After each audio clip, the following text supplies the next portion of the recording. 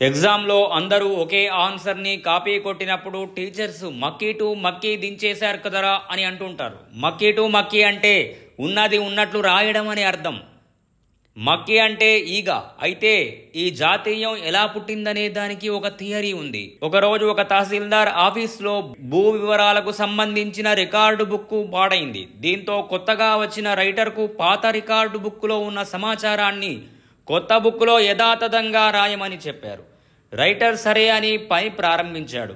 అలా భూ వివరాలను కొత్త బుక్కులో ఉన్నది ఉన్నట్టు ఎక్కిస్తుండగా పాత బుక్కులోని ఓ పేజీలో ఒక ఈగ చనిపోయి కనిపించింది. దీంతో రైటరు అమ్మో అయ్యగారు ఉన్నది ఉన్నట్టుగా రాయమన్నారు, తేడాలొస్తే ఊరుకోరు అనుకుని ఈగను అక్కడ పెట్టాలనుకున్నాడు.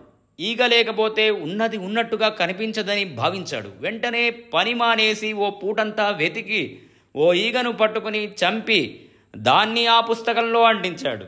అప్పుడు అది చూసిన పై అధికారి మక్కికి మక్కీ బి దాల్ దియా అంటే ఈగ ఉంటే ఈగను కూడా అంటించేశావా అని అన్నాడు. అలా అప్పటి నుంచి అది ప్రచారం పొందింది. ఈ వీడియో నచ్చితే లైక్ చేయండి, షేర్ చేయండి. అదృశ్యవాణి ఛానల్ని సబ్స్క్రైబ్ చేసుకోండి.